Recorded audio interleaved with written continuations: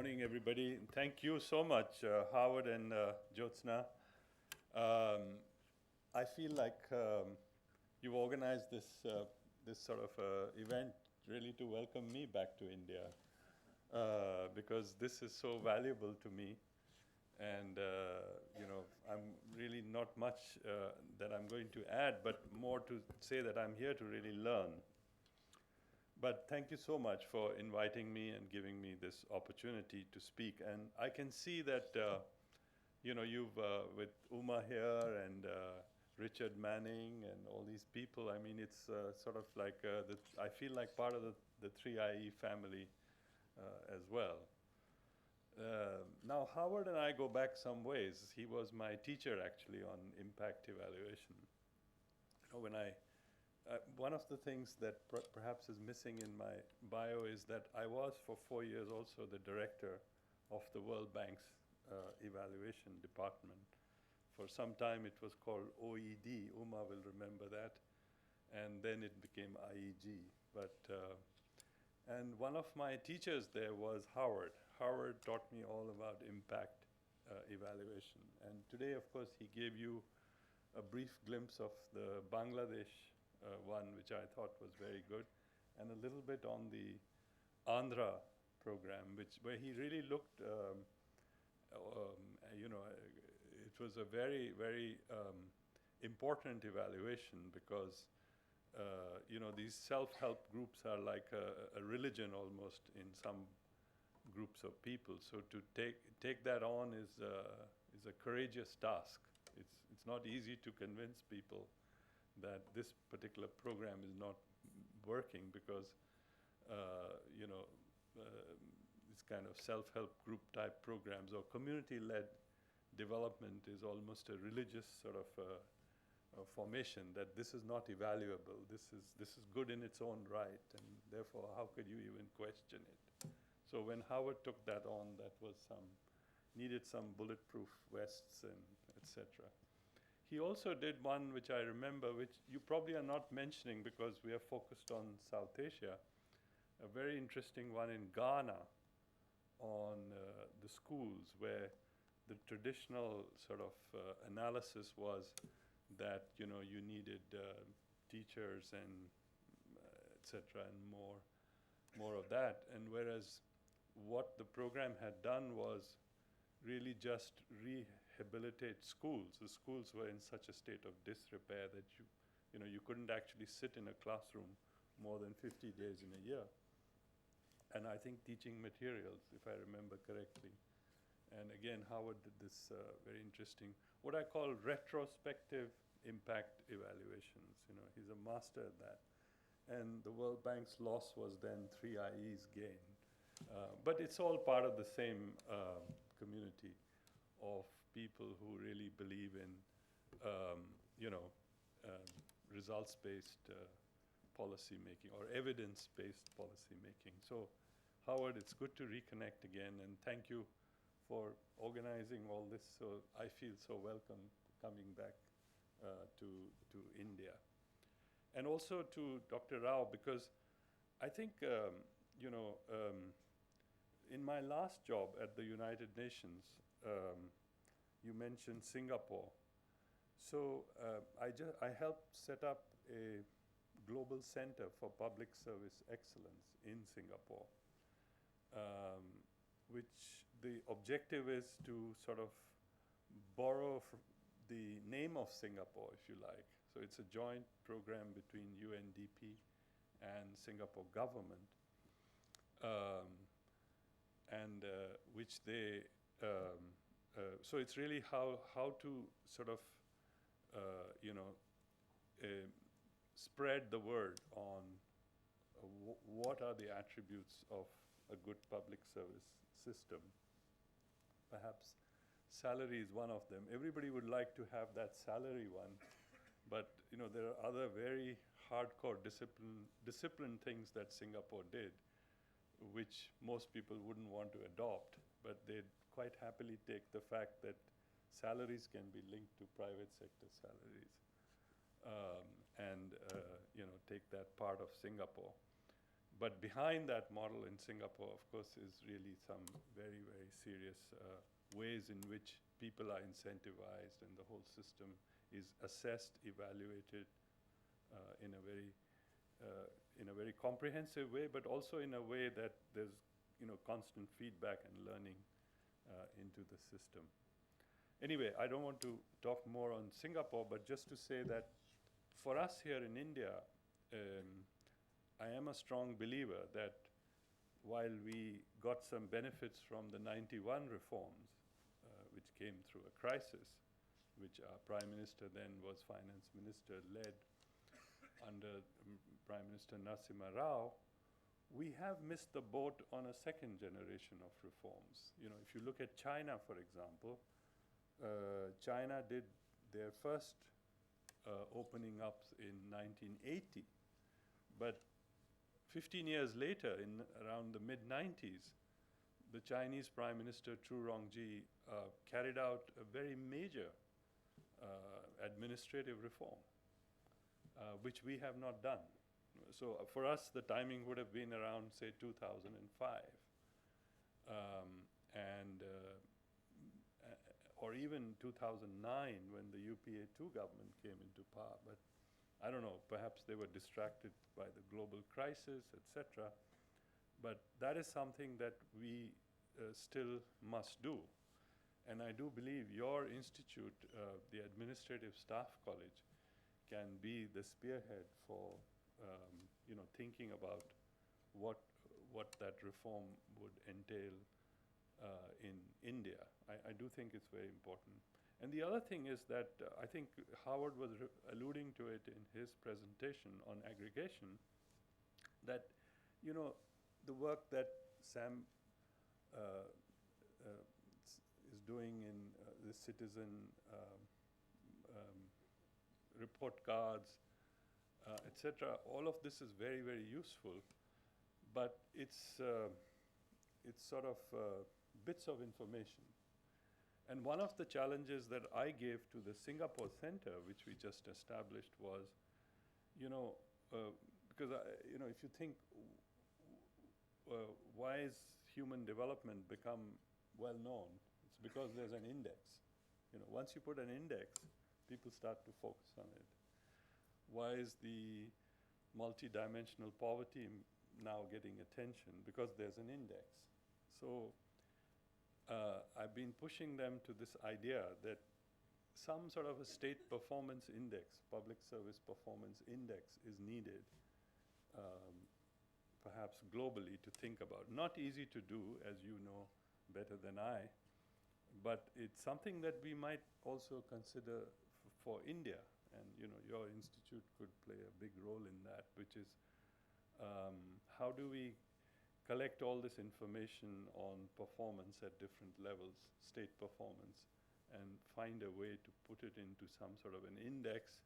Even if it's controversial, at least it will get the attention.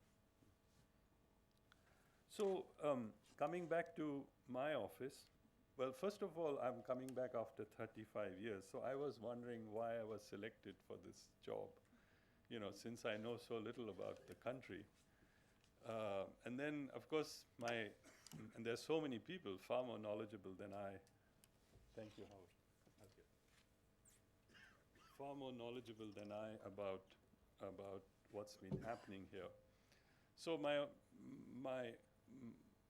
the two hypotheses. One is, it's good to have somebody who knows nothing.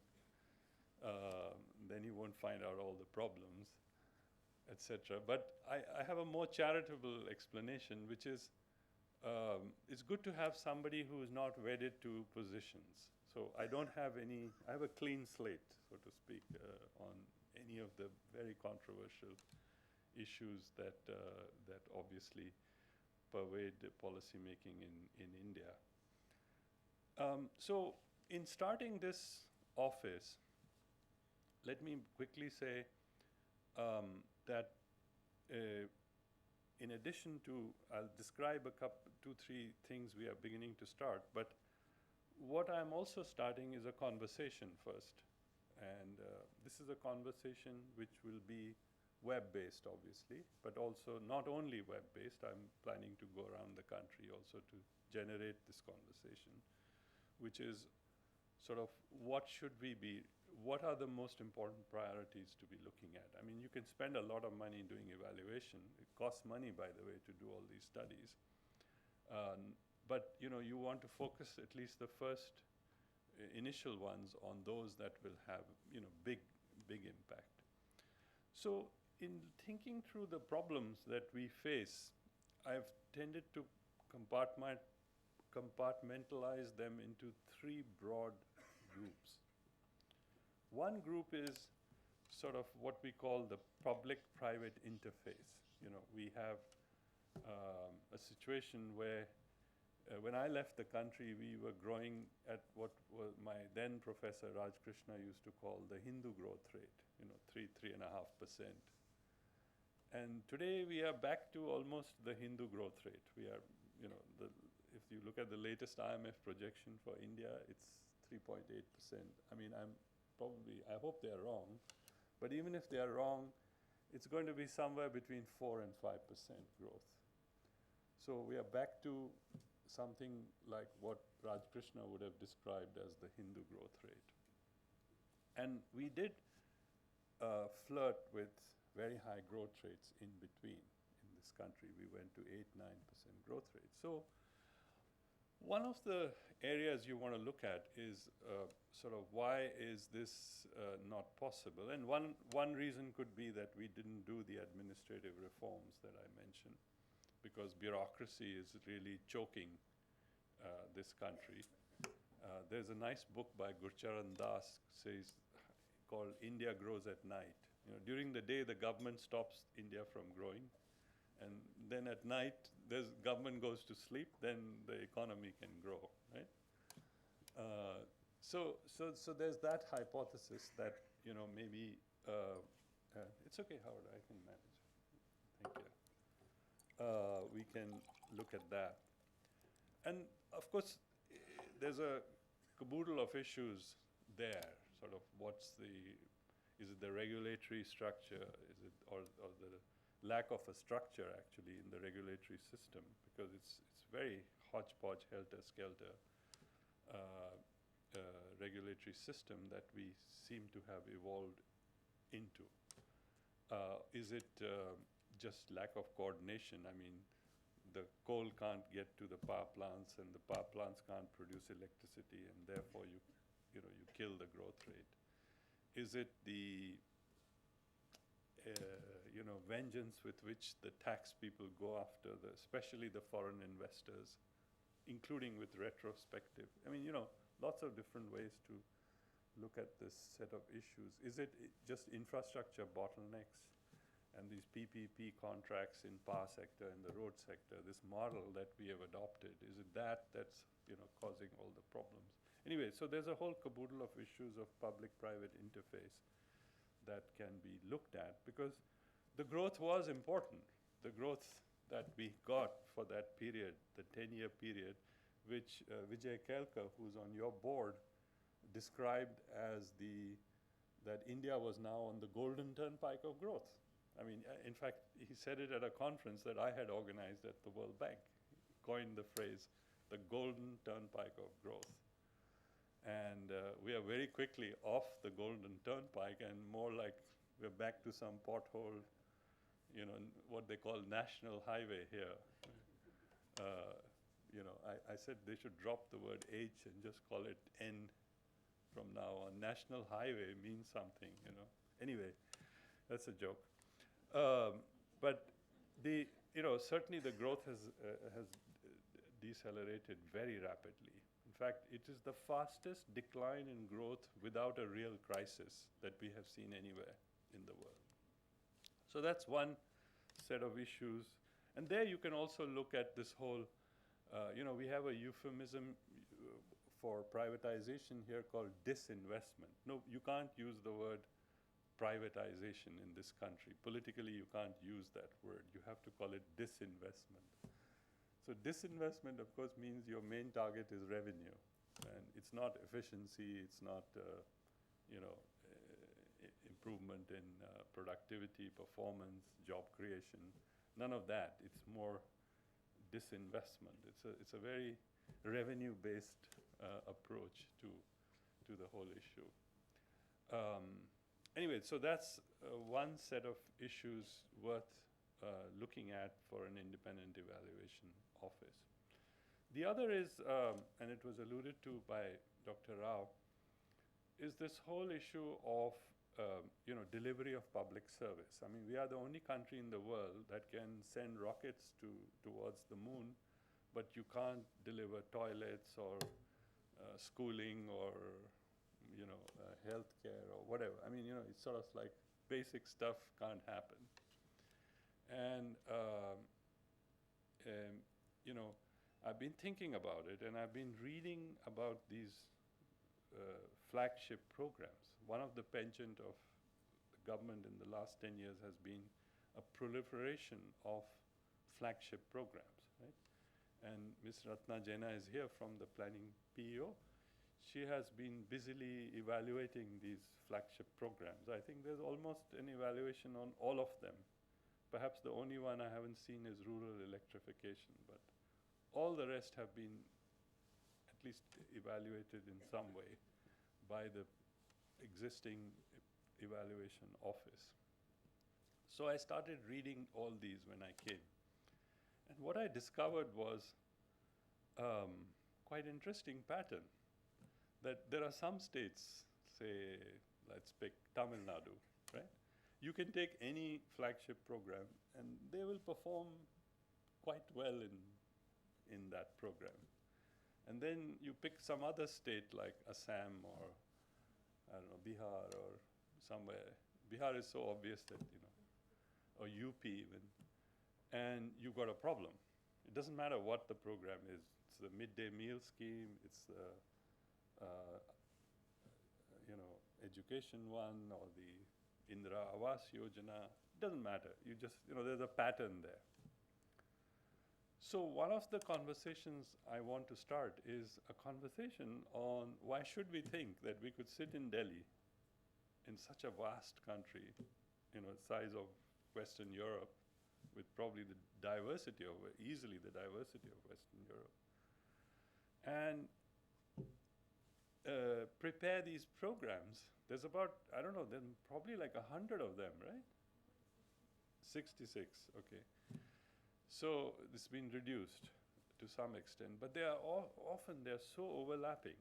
Each one will have a component for women, and each one will have.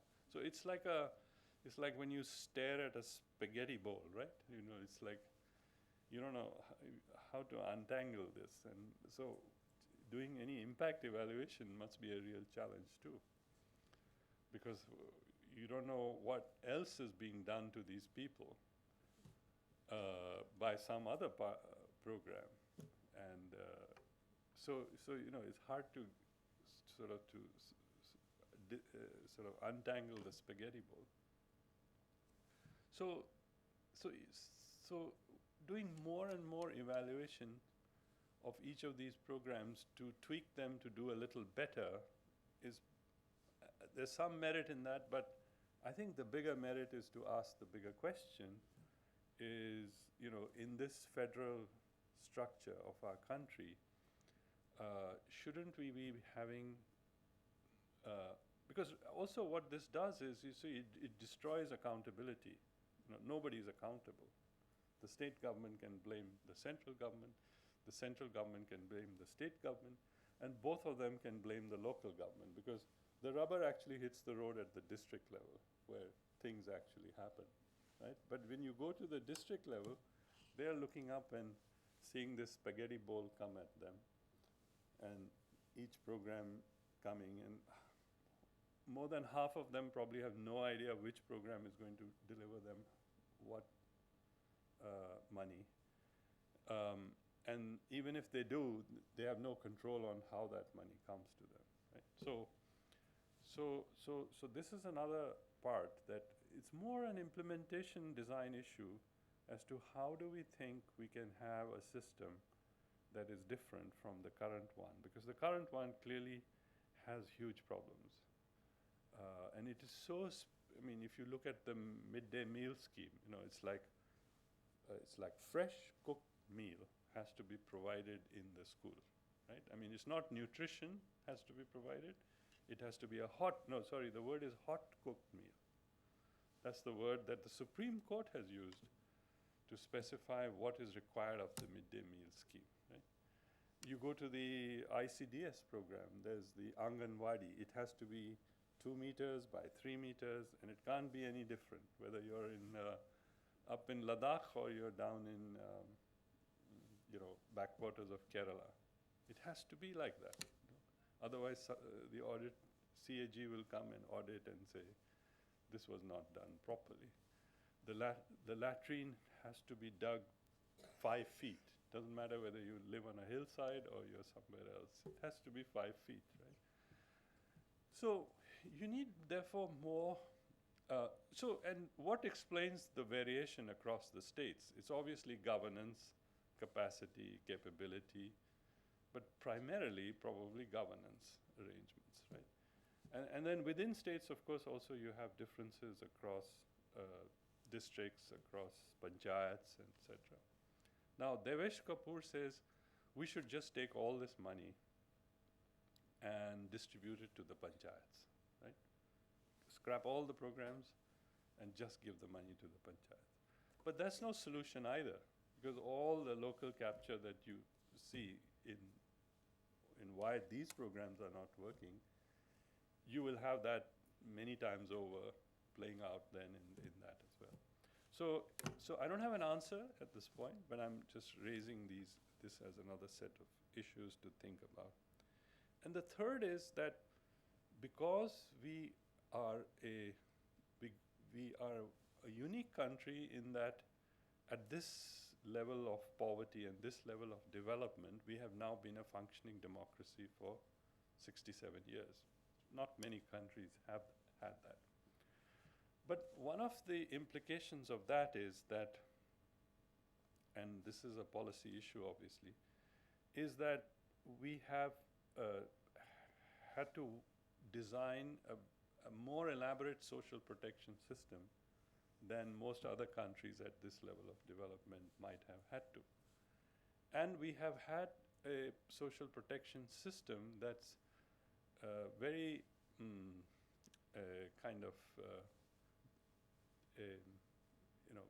backward wouldn't be the right word, but we've had a very product-based social protection system. We subsidize food, we subsidize fertilizer, kerosene, electricity. I mean, it's very product by product base. What we think people will need, so we say, okay, if you don't have enough nutrition, you will get food subsidy. You need cooking gas, you need this, you need that. So in the meantime, of course, the whole world has moved out of product-based subsidies. Even the emerging markets have moved out of them. They have moved more and more into people-based. Brazil has gone with these cash transfer programs, Mexico, Turkey, all of them, most of them have gone out of product-based. Philippines, even Iran. I was in Iran last year, and the mullahs are scrapping this cheap petrol prices and going to, income-based transfers. So that's another area that we have to think about as to how we rethink our approach to social protection. And we do need to protect people, but how do we do them in a more modern way, and what can we learn from others in this process as well? So these are the three biggest sort of areas of conversation. Now, immediately, to my surprise, the first letter that I received officially for a demand evaluation was from the Ministry of Food, which said, we would like you to evaluate the PDS. Although there has been an evaluation of the TPDS, it was called before, targeted, but that the then Minister of Food didn't like the evaluation, so I think it just sat there.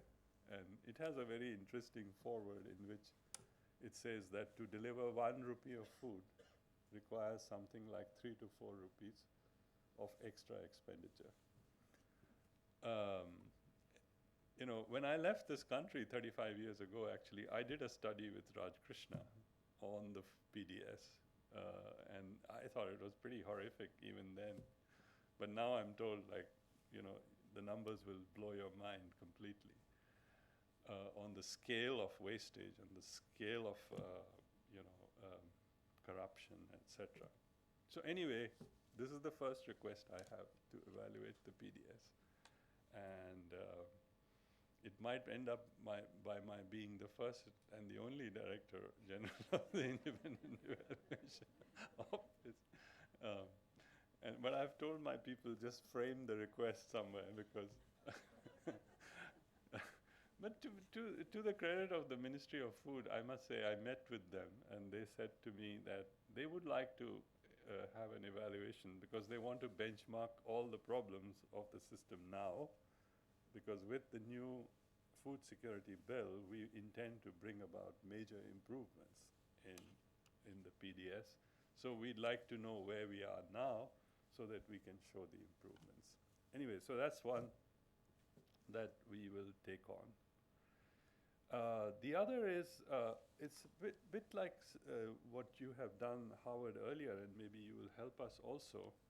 But, I've asked she's been very kind, Mrs. Meenakshi Datta Ghosh, who's here, to start thinking about,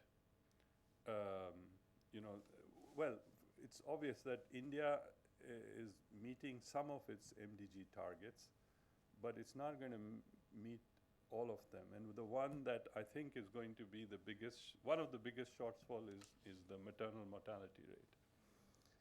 And within that, of course, the importance of skilled birth attendants, and, kind of like drawing a results chain that Harvard is so good at doing is the kind of thing that we would like to be able to do on maternal mortality and take a look at that.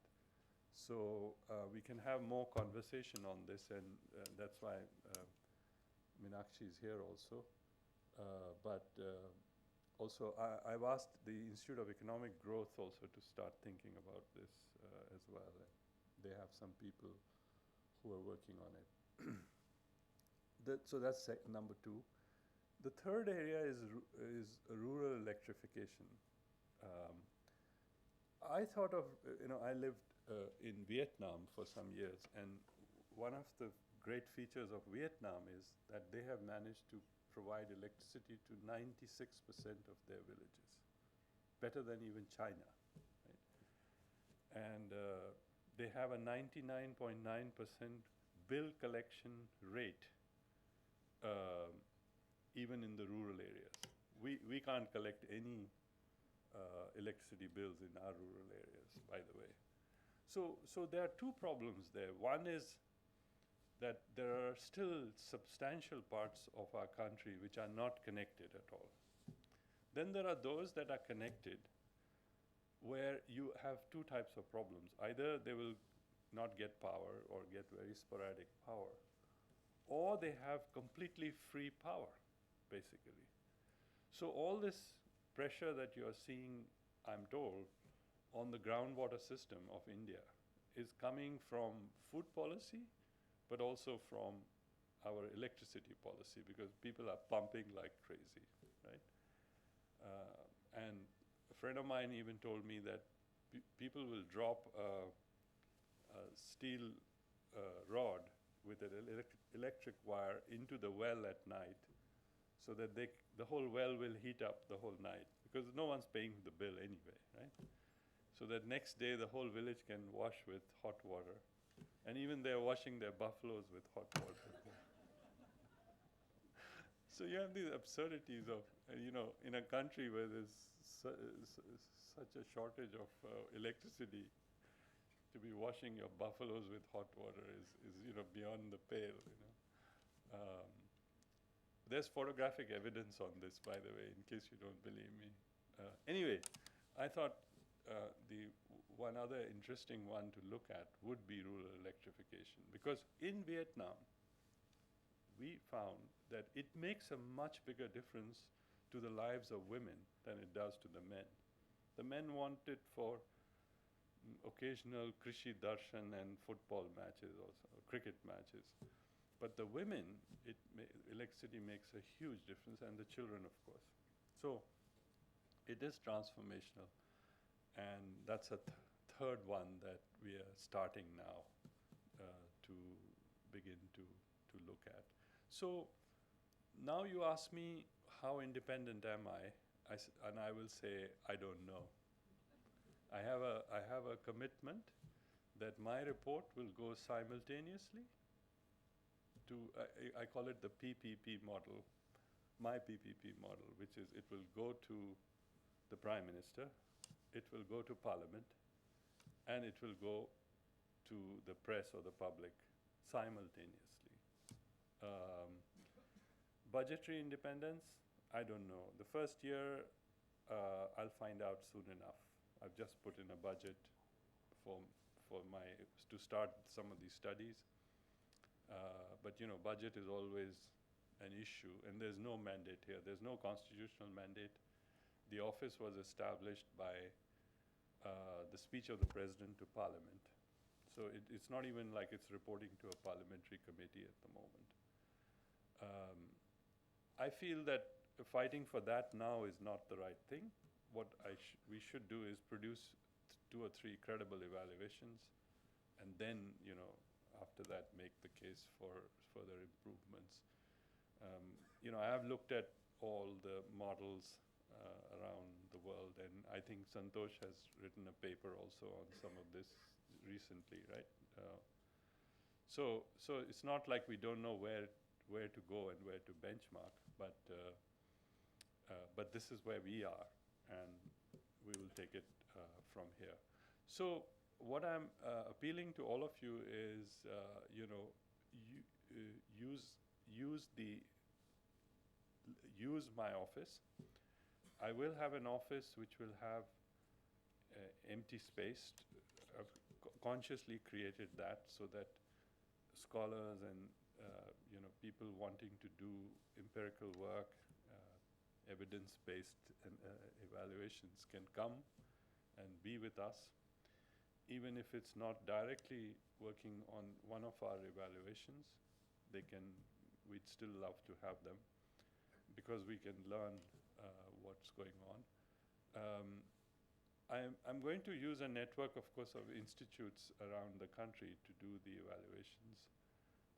But of course, people from outside the country are also very welcome to come. In fact, one of the things, my plea is that we need to learn more from what has been already assessed in other places. Because there's not a learning culture here in policy, in government. And so, you know, it's like every time you're reinventing the wheel here, you know, you say the Pythagoras' theorem was solved like 2,000 years ago, you don't have to solve it again here.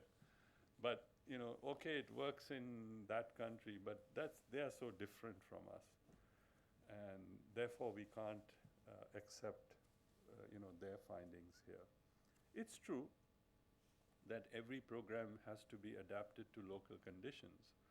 But if it has worked in 10 other countries with some adaptation, it's likely to work here as well. So, you know, that's... The last thing I would say is I would like to have, my ambition is to have a system of self-evaluation established in every ministry. In fact, Jairam Ramesh is already setting up what I call a self-evaluation office in his ministry, the MORD. But if we could do it in other ministries, health, you know, education, etc., that would be great.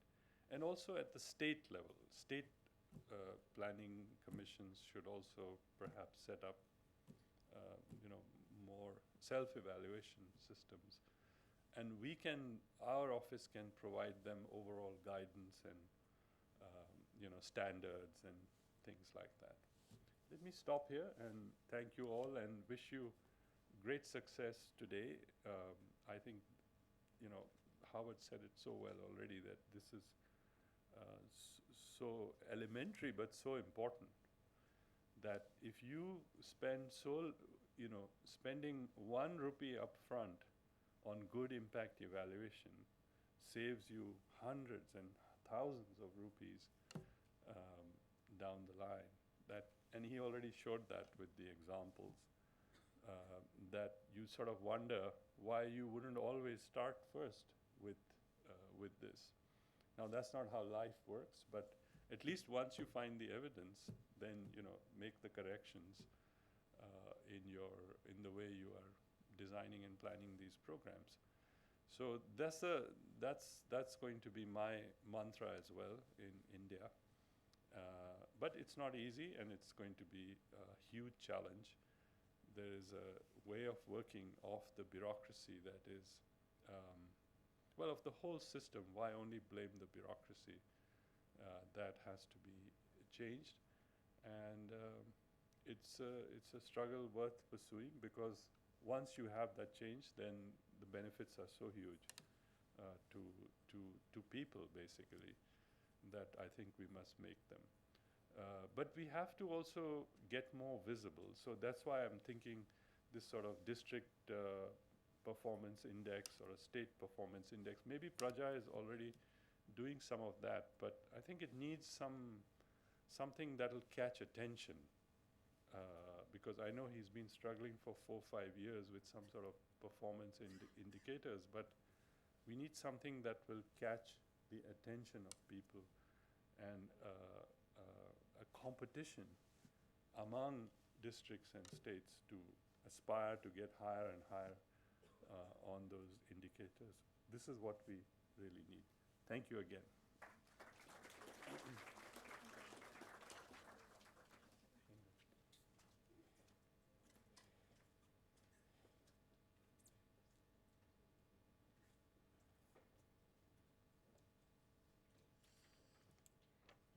Thank you very much, Dr. Chhibber.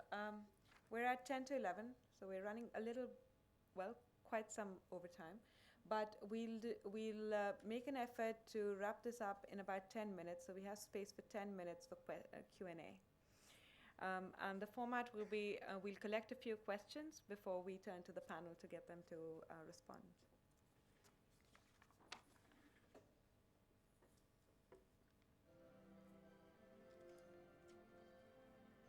Why is there music?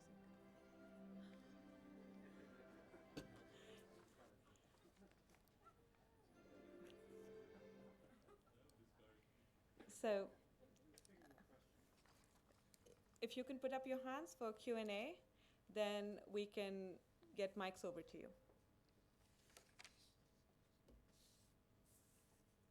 Or if there are no questions, we can close now. And if you're completely happy with what you heard.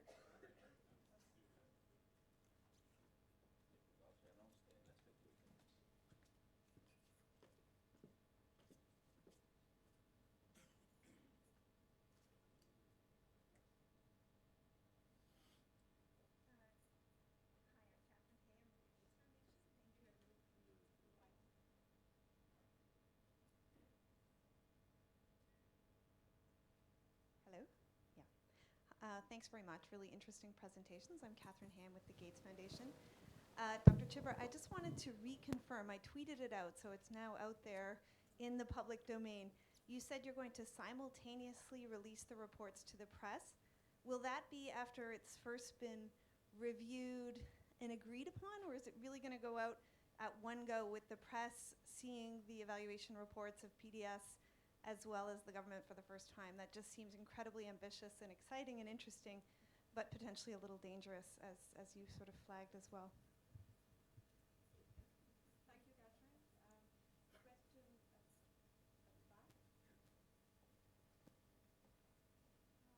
you very much, all presenters here. Really enjoyed listening everybody's perspective.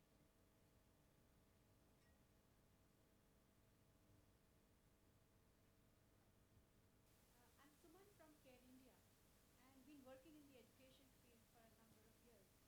What kind of, I was just thinking, well enough or not. It's about impact evaluations kind of leading to a lot of evidence which is probably a little disturbing for various levels and various level of peoples. when we're working with, say, an issue like girls' empowerment or like, say, violence against women, we try and say that, okay, let's empower people, let's try and see what is the cause, let's try and make them understand what the issues are. But when the issues are brought to the fore, it's us that we feel, okay, now it's up to the other person to look for solutions. And that becomes very tricky. So this is with all good thought about coming up with evidence in support of a lot of things which are not working well, and there could be very revealing kind of and disastrous kind of evidence which would come to the fore. But what is the commitment of the institute to make some kind of a pressure group or some kind of a thing that things happen? Because it's not enough to just raise issues and then sit back and see, okay, how the public or the media or the ministry is going to handle it. And normally that's how all the impact evaluations die a very slow death. Thank you, Suman. We have one question here from Roli, two at the back, and I'm afraid unless there's a burning question, that's all we can take in this round. Thanks, Jo. My question's for Ajay. The exciting thing about having an evaluation function, an independent evaluation function within government now, is that it is within government, and so whatever you generate will be used by government and will, as you said, influence policy. I guess my question is twofold. The first is, how do you see this actually working in terms of both traction for what you generate in terms of the three things that you've already listed out, but generating more demand? Is this going to be sort of an iterative process where you do something that turns out to be useful, and then you both build demand but also address some of the kind of concerns people might have on what this might throw up? And I guess my second question is a more basic one around time frames and the time frames for proper good impact evaluations, and when we might how soon we might know, because policymakers today, both politicians and civil servants, have a much shorter time frame, 1 to 2 years, in which they need to know whether it's working, what they can do to change it, make it more effective, and if it's working, then to disseminate it far and wide. So is there a kind of time frame issue there as well?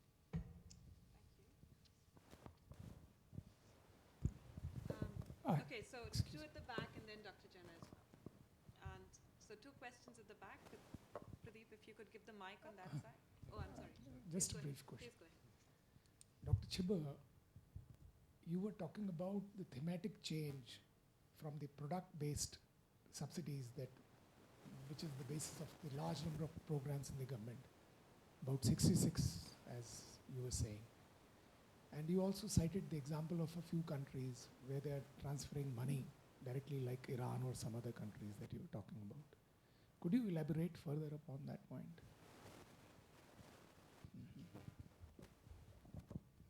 I had a question for Could you introduce yourself, please? my name is Arshima. I'm a researcher from the India Institute in London. I had a question for Howard White and one for Ajay Chhibber. First question is, I was wondering if you could talk more about the use of theory of change in looking at the mechanisms by which programs might function in the NGO sector versus the government sector worldwide. And if you could suggest any references for researchers to look into the theory of change a little bit more. And for Ajay Chhibber, you mentioned that you didn't have any answers for how to reduce corruption at the local level if there was a devolution of funds completely to the panchayats. And I wondered what you thought about capacity building in such a way that moral values are incorporated in capacity building, such that there is actually an aim to change corruption from within at the panchayat level.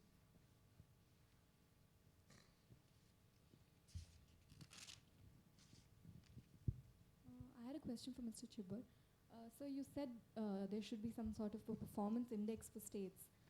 Is this something that the IEO is looking at formally? Also, there is this new backwardness index that a committee has worked on. Do you think that can, what are your views on its utility for this purpose? Thank you. Dr. Jana.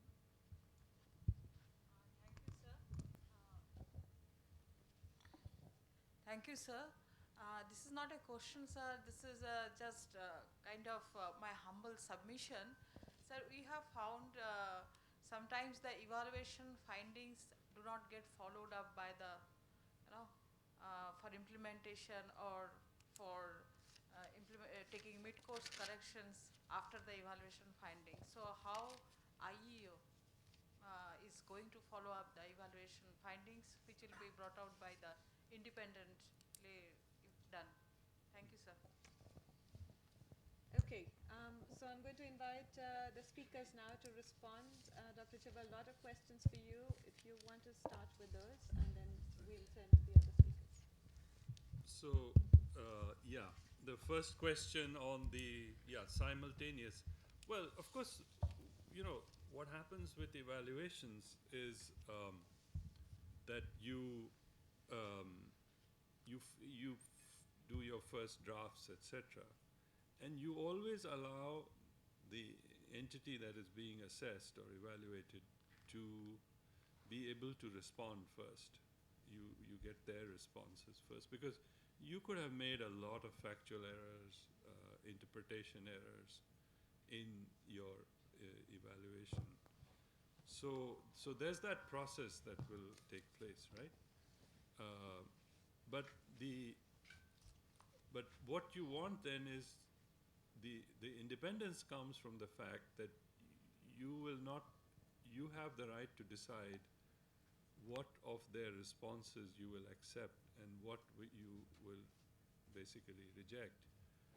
And then you finalize a report under your signature, which then nobody should be able to tamper with. That is, how the independent model that we have so far, the mandate that we have can work. But it's not that we will just prepare a draft and the draft will go out. The draft will be shared with the entity that is being assessed. We will wait for them to give us their comments in a reasonable period of time. We will examine those comments. We will decide then. This is how evaluation systems are all over the world anyway. So that's the, but it's the part where you then, if you were required first to send your report to the Prime Minister, and then, there's a whole engagement that takes place to decide whether this should go to Parliament or the public, that's where the problem would come. But so at least I have that commitment that I can go simultaneously once I have made the decision that this report is final. Then at that point it can go simultaneously to all three. So that's how it's done. On the other question on, I think your question was more for Howard, but if I can also use it since you mentioned a lot of the gender issues, and I didn't mention that.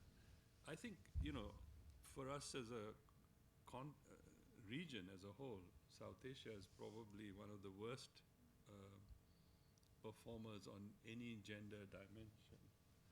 And within that, I think India must be at the bottom almost, right?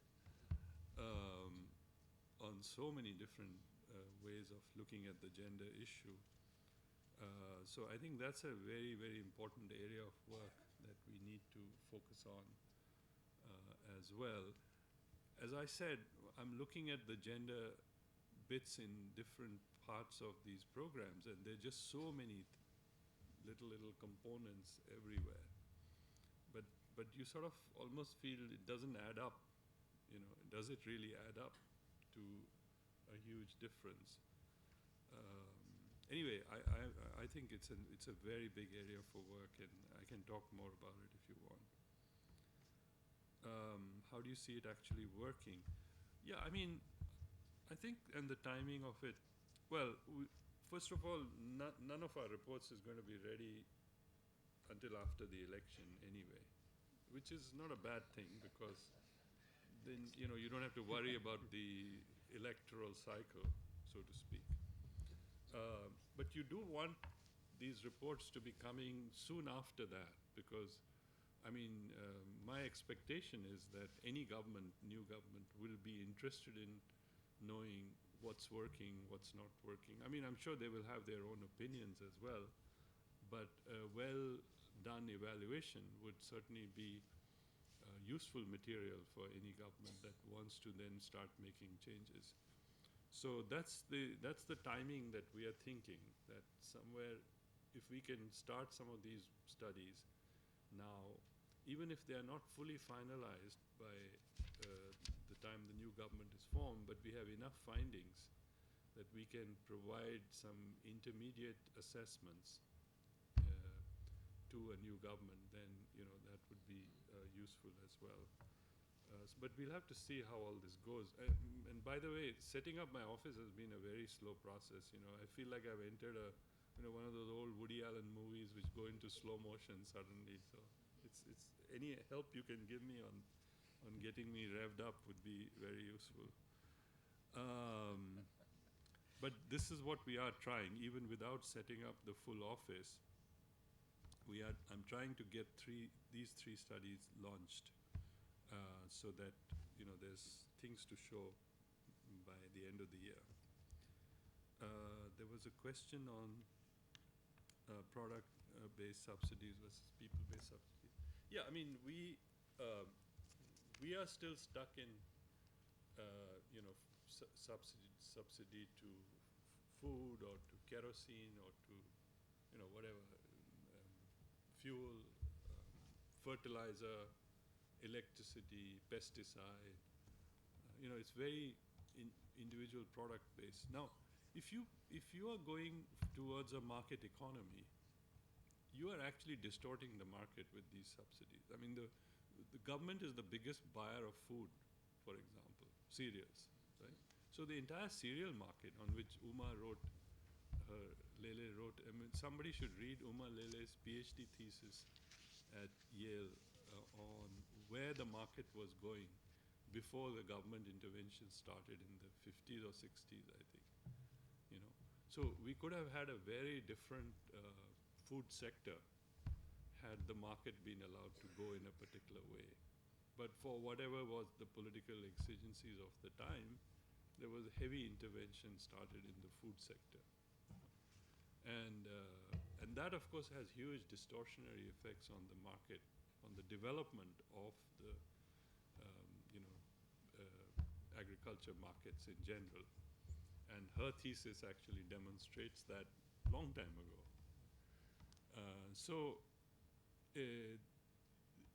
And we are now distorting the kerosene market. The fertilizer market is, of course, completely distorted to the extent that now you have partial decontrol in fertilizer.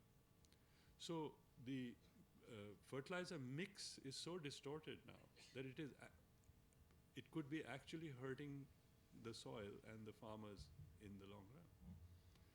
So we are, it's like absurdity carried out, right, to the market mechanism. So if you have a more people-based system, which is you provide people with cash, then you don't distort the market, and you provide them the ability to be able to purchase those commodities and move on. So I mean, that's the system in which we need to probably evolve, and that's where everybody's going. I mean, it's not like the rest of the world isn't going there. Most of the world is moving into those sorts of systems anyway. Yeah, corruption, capacity building. Yeah, I agree with you. I mean, I'm not saying that, well, you just give your hands up, but you then have to think, okay, in some cases you will have programs that will require much greater local flexibility. But if that local flexibility is not going to work with the current governance arrangement capacities, then of course you need to think what sort of capacity building programs you will build into it. And extra monitoring in some cases may be needed to ensure that the funds are moving in the right direction. The backwardness index and the state performance index, those are two different things. I mean, if you want to read a review of the backwardness index, there's a couple of good, there's a blog by Bibek Debroy, and there's a paper, there's a review the other day by Arvind Panagria. you can take a look at those. This morning, I saw the announcement that the government has set up a new committee under Mihir Shah and Abhijit Sen to take a whole look at this thing again. So it's a little bit up in the air, the backwardness index. But the state performance index is a different type of index completely from the backwardness index. Evaluation findings don't get followed up. Yeah, I mean, I think you're right, Ms. Jenna. Actually, they had some good evaluations, but didn't get picked up. There's one on the ICDS, actually, quite a detailed review of the ICDS, evaluation of the ICDS program done by NCAR. Then there's the one on the TPDS that was done by, I don't know who did it, but it was done under the PO, not followed up as well. Well, the only thing I can say is we'll have to test now whether if the independent office will have this more, have that extra pressure to adopt. But more than that, I think we need to have some systematic, organized linkage back to decision making. If you look at the Chilean model of independent evaluation, it's actually quite embedded inside their finance ministry. So the findings then affect budgetary allocations right away. We don't have that, of course. So if we have to have some system at some point, it can't be just shame and blame, right? That doesn't work always and will not work on a systematic basis. So we will have to have some system where your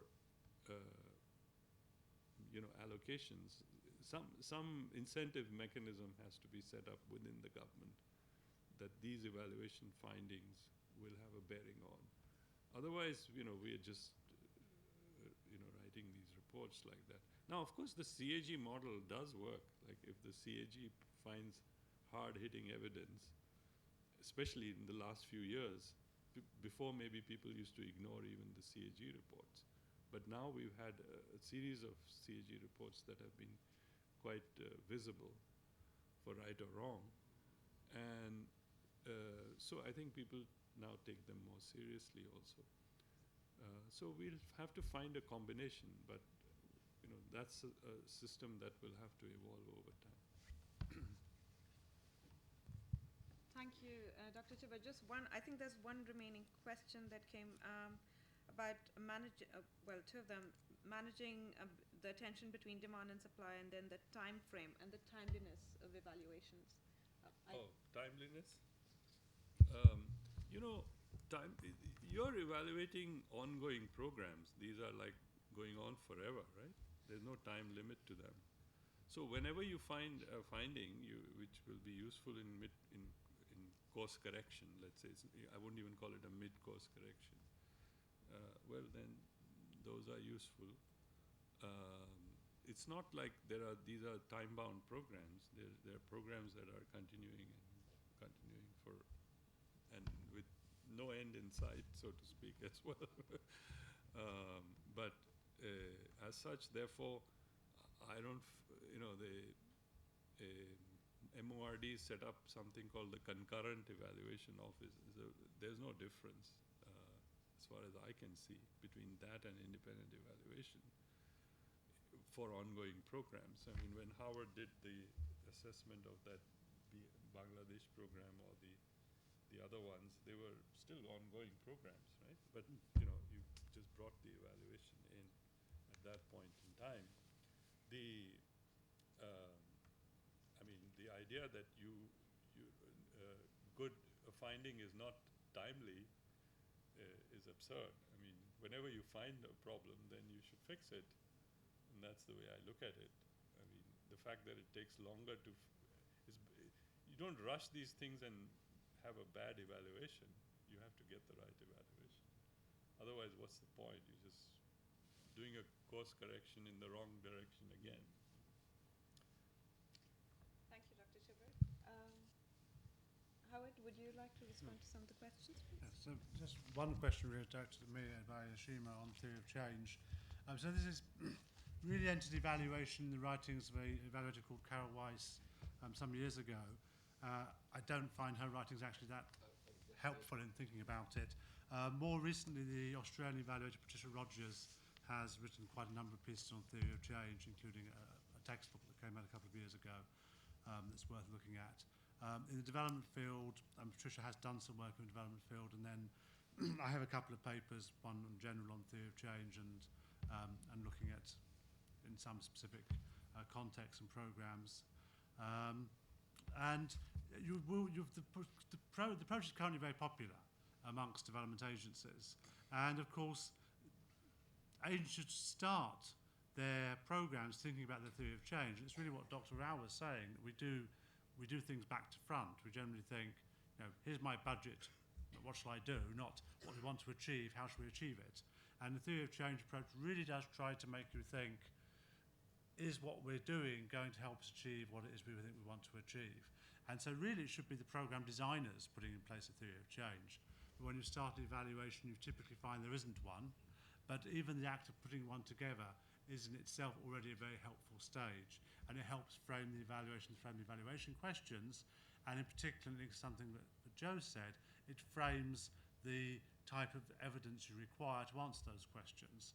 And so a good quality theory-based impact evaluation will have a number of evaluation questions across full causal chain which require different types of evidence. And by different types of evidence, I don't just mean quantitative and qualitative, I mean also factual and counterfactual type information that you use. So for example, targeting, I talked about in the case of Binet, is a factual analysis. You don't need any sort of comparison group to do that. But it's a valid approach which you can use, typically looking at targeting error rates is done with quantitative data, but understanding why targeting failures occurred is typically done using qualitative data. So you have to frame the data required to the question you're answering.